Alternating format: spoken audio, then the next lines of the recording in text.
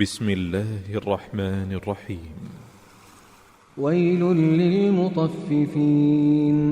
الذين إذا اكتالوا على الناس يستوفون وإذا كالوهم أو وزنوهم يخسرون ألا يظن أولئك أنهم مبعوثون ليوم عظيم يوم يقوم الناس لرب العالمين كلا إن كتاب الفجار لفي سجين وما أدراك ما سجين كتاب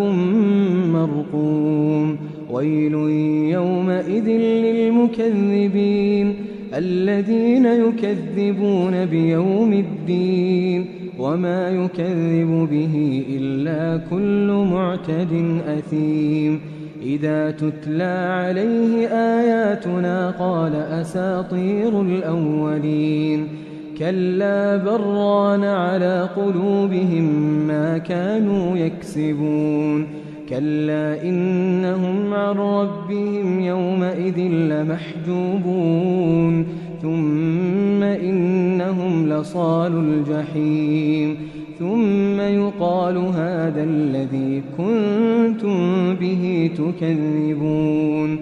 كلا إن كتاب الأبرار لفي عليين وما أدراك ما عليون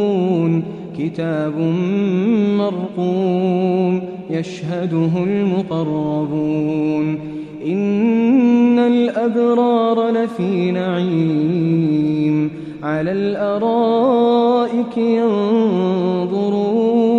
تعرف في وجوههم نضرة النعيم يسقون من رحيق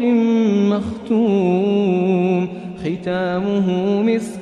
وفي ذلك فليتنافس المتنافسون ومزاجه من تسنيم عينا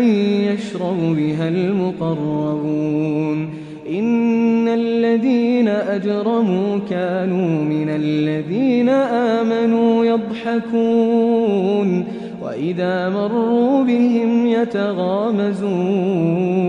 وإذا انقلبوا إلى أهلهم انقلبوا فكهين وإذا رأوهم قالوا إن هؤلاء لضالون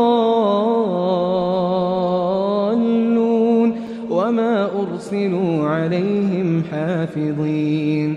فاليوم الذين آمنوا من الكفار يضحكون على الأرائك ينظرون هل ثوب الكفار ما كانوا يفعلون